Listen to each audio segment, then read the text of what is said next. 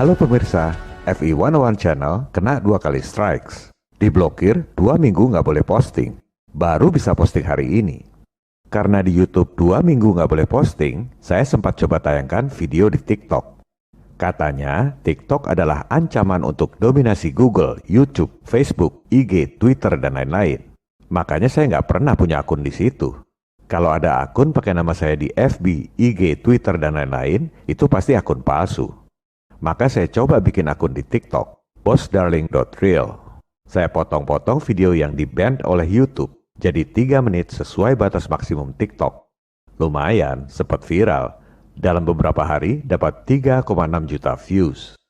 Dulu di YouTube sebelum algoritmanya dikerjai juga segitu. Contohnya ini. Video yang tayang 12 April 2020, waktu mulai ramainya pandemi, dapat 3,6 juta views juga. Setelah itu, langsung algoritma dikerjai oleh YouTube, sehingga video terakhir viewsnya cuma sedikit.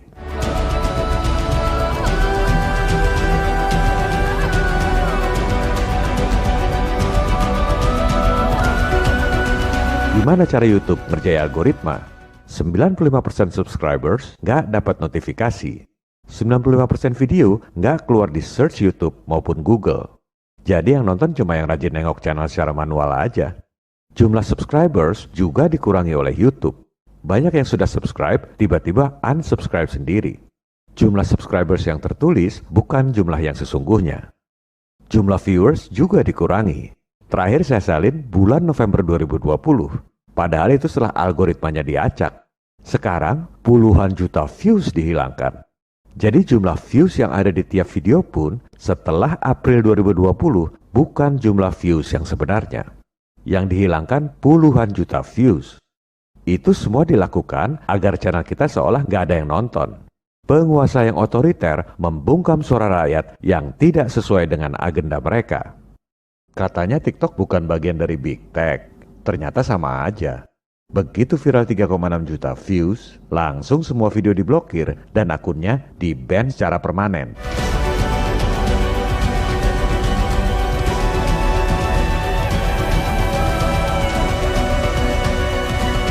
Kembali pada YouTube, strikes ini sungguhan, bukan tipu-tipu. Ancaman pemberedelan juga sungguhan, bukan sensasi untuk cari popularitas. Datanya saya tayangkan di layar.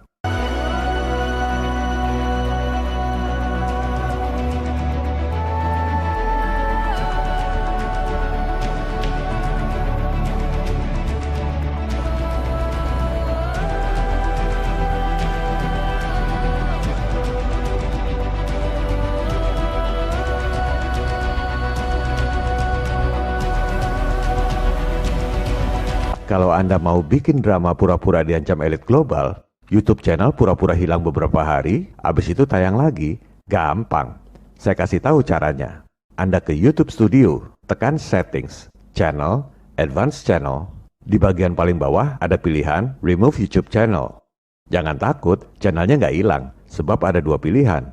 Mau hapus channel secara permanen atau cuma ngumpetin channel doang. Klik umpetin channel, maka channel Anda seolah-olah hilang. Subscribers Anda pun nggak akan nemu channel Anda.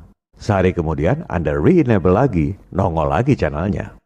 Itu kalau mau nipu cari sensasi, seolah-olah channel dibredel elit global. Padahal video-videonya nggak pernah ada yang diblokir dan nggak pernah ada strikes.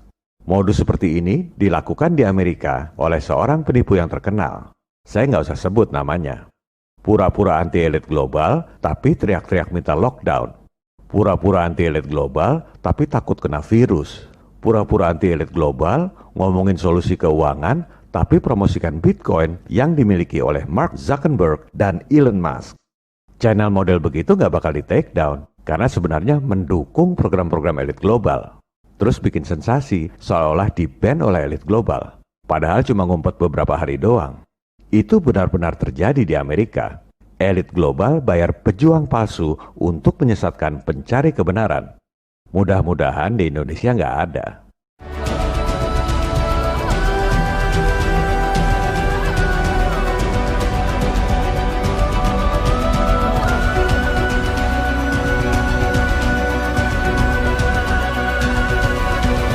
Channel kita ini memang sungguhan bertentangan dengan elit global. Dari awal konsisten, untuk membangkitkan kesadaran rakyat. Yang take down video-video kita bukan elit global, tapi kacungnya elit global. Para kacung elit global ini ada yang kerja di YouTube, ada juga buzzer bayaran pemerintah. 2 kali strikes ini baru hilang setelah 3 bulan, tanggal 22 September 2021. Ini pernah terjadi beberapa bulan lalu. Kena 2 kali strikes, terpaksa nggak tayang 3 bulan, nunggu strikes-nya selesai. Beberapa video yang sensitif saya unlisted atau dibikin private supaya tidak dijadikan alasan buat nambah strike. Ada beberapa video yang belum sempat tayang. Episode 34C tentang bukti bahwa CIA tidak jatuhkan Soekarno. Meski Soekarno keluar dari PBB tanggal 7 Januari 65, meski Soekarno keluar dari IMF tanggal 17 Agustus 65, meski Soekarno bilang Amerika kita setrika, Inggris kita linggis, elit global diam aja. Makanya pemimpin dan rakyat jangan pengecut. Melawan premanisme itu, kalau kitanya berani, premannya juga mikir. Kalau Anda takut, Anda akan ditindas selamanya. Soekarno tidak dijatuhkan oleh elit global, tapi oleh elit lokal. Seperti yang dikatakan oleh sang presiden, perjuanganku lebih mudah karena melawan penjajah. Namun perjuangan kalian akan lebih sulit karena melawan bangsa sendiri. Elit lokal ini memang lebih parah dari elit global. Dari dulu, yang namanya Belanda hitam, yaitu orang-orang lokal yang dibayar oleh Belanda, lebih kejam dari Belanda bule. Tapi mau gimana?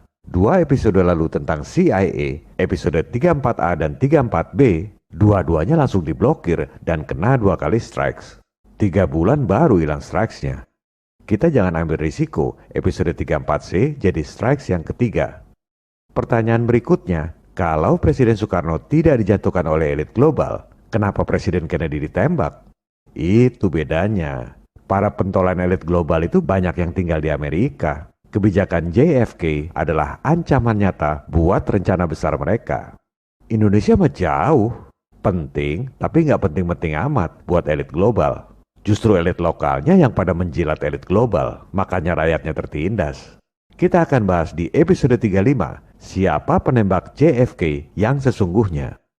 Pembahasan lain yang tertunda, episode 33C tentang solusi bayar utang dan biayai pembangunan dengan menggandakan uang dolar di Indonesia 25 kali lipat. Kita bikin jadi episode 36 saja.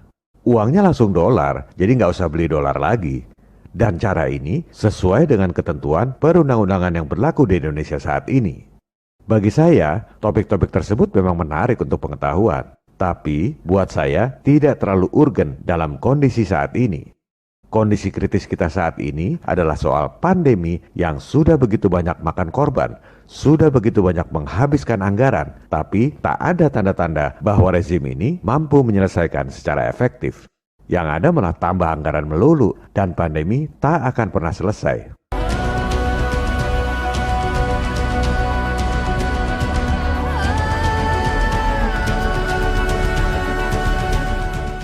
Topik krusial untuk membangkitkan kesadaran rakyat yang tidak mungkin tayang di YouTube maupun TikTok adalah 7 pertanyaan rakyat untuk Presiden.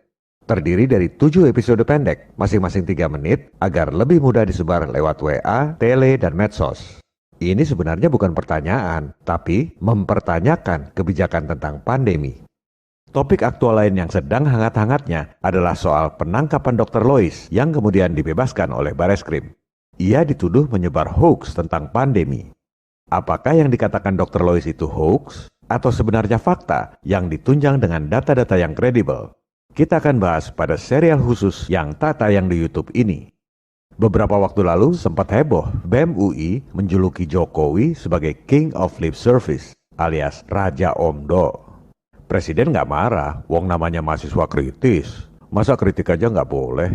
Rakyat perlu sikap kritis seperti BEM UI ini, alma mater saya. Semoga adik-adik mahasiswa nggak seperti Sri Mulyani. Dulunya aktivis, sekarang jadi SPG Bank Dunia. Kata Rizal Ramli, bukan kata saya. Nah, kalau Jokowi dijuluki sebagai King of Lip Service, kita juluki saja Dr. Lois ini sebagai Queen of the Truth. Karena yang dia sampaikan itu sebenarnya ada fakta-fakta dokumen yang tidak terbantahkan. Serial video seperti ini jangankan di YouTube, di TikTok pun pasti di-ban. Seperti channel bossdarling.real. Semua videonya dihapus dan akunnya di-ban secara permanen. Tadinya saya masih coba bikin akun lain lagi, bossdarling.com. Semua videonya di-mute oleh TikTok. Ya sudah, kita pakai platform lain aja. Ada dua pilihan. Pertama, platform kita sendiri, youtube.com. Kalau susah diakses lewat browser karena dikerjai oleh penguasa, silakan gunakan VPN. Atau download aplikasi Android di kolom komen yang saya pin. Anda langsung bisa nonton tanpa browser.